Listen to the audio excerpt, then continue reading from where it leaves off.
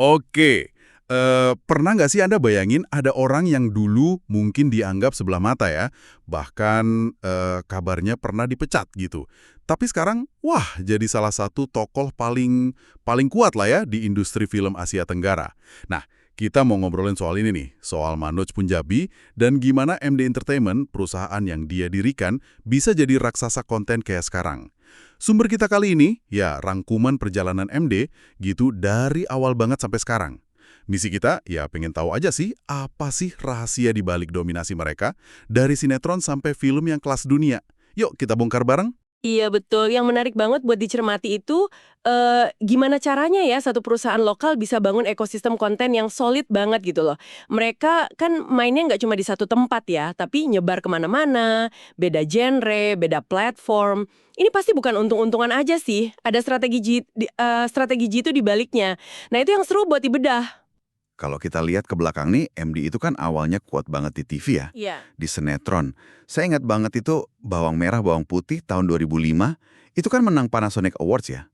Atau Cinta Fitri, wah itu fenomenal banget, episodenya panjang banget kan. Rasanya dulu semua orang nonton itu deh. Gimana tuh peran sinetron waktu itu? Oh itu krusial banget, itu fondasi yang sangat strategis lah. Sinetron-sinetron kayak gitu berhasil banget bikin basis fans yang militan, yang loyal.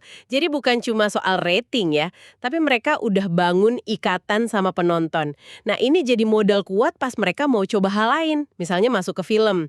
Mereka udah punya nama, udah ada pengikutnya gitu. Nah, benar. Terus lompatan ke bioskopnya juga gila sih. Mulai dari ayat-ayat cinta kan, tahun 2008 itu rame banget. Terus Habibie Ainun 2012, itu jutaan juga yang nonton.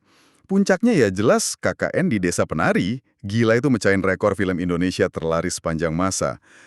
Terus yang baru-baru ini, Ipar Adalah Maut, itu juga masuk 10 besar ya. Katanya ngalahin Laskar Pelangi malah. Kok bisa ya formula film mereka sekelop itu? Cepasar. Mereka pintar ngangkat cerita yang dekat, entah secara emosi atau budaya. Misalnya adaptasi novel populer, kisah tokoh, atau yang lagi viral. Terus dibungkusnya itu pakai standar produksi yang oke, yang tinggi. Jadi kayak nemu resep pas gitu. Cerita lokal yang ngena, tapi kualitasnya juga nggak main-main. Terus ngomongin genre, mereka juga bikin horor lokal naik daun lagi ya, lewat Danur Universe itu kan. Ya, betul. Dan puncaknya, Badara Wuhi di Desa Penari yang 2024 kemarin, itu nggak cuma sukses di sini, tapi jadi film Asia Tenggara pertama yang dibikin khusus buat IMAX. Plus didistribusiin Lionsgate ke Amerika. Wah ini langkah gede banget dong ya. Gede banget, sangat signifikan malah. Ini nunjukin ambisi MD yang jelas nggak mau cuma jadi jago kandang doang. Kerjasama sama Lionsgate, terus memenuhi standar IMAX, itu kayak ngasih pernyataan, hey, kita siap nih main di level global. Tapi ya tantangannya tetap ada sih. Gimana cerita khas Indonesia ini bisa benar-benar diterima, bukan cuma sekedar tayang sama penonton luar. Itu PR-nya. Nah, selain bioskop, di digital juga mereka agresif banget ya. Serial kayak Layangan Putus atau My Lecturer My Husband Iya. itu kan viral di mana-mana lewat platform OTT. Netflix, Disney+, WeTV, banyak deh. Sampai akhirnya, wah, ini langkah besar juga. Akuisisi Net TV jadi MDTV di 2025. Ini maksudnya mau nyapu bersih semua platform gitu ya? Mungkin lebih tepatnya bukan nyapu bersih ya, tapi strategi multiplatform yang nyambung semua.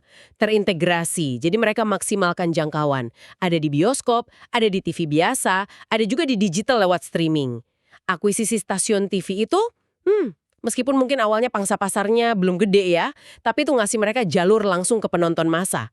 Plus, kontrol lebih gede buat ekosistem konten mereka sendiri. Ini kayaknya investasi jangka panjang sih. Oke, oke. Dan kalau lihat skala bisnisnya, ini udah serius banget ya. MD kan udah IPO, udah masuk bursa saham dari 2018.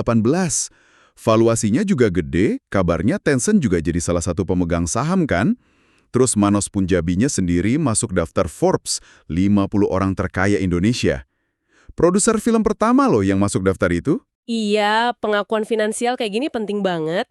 Ini nunjukin kalau industri konten itu sekarang dilihat sebagai bisnis yang prospektif banget, serius.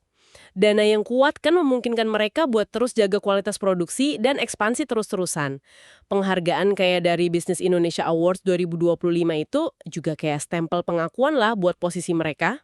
Jadi kalau kita tarik benang merahnya nih, perjalanan MD Entertainment ini emang wah, luar biasa ya transformasinya. Dari yang tadinya fokus di sinetron lokal, sekarang jadi pemain konten regional yang punya mimpi besar ke panggung dunia. Kuncinya kayaknya di situ ya, diversifikasi konten yang cerdas, pintar adaptasi sama platform baru, nggak kompromi soal kualitas, dan punya visi bahwa cerita Indonesia go internasional. Hai orang di mana-mana, asal dikemasnya pas. Kayak visi Pak Manoj Punjabi itu kan tujuannya biar konten Indonesia jadi pilihan utama, bukan cuma jadi tontonan alternatif doang. Tantangannya ya gimana caranya biar terus begini, jaga momentumnya. Nah, ini jadi mikir nih. Mungkin pertanyaan buat Anda renungkan juga di rumah ya.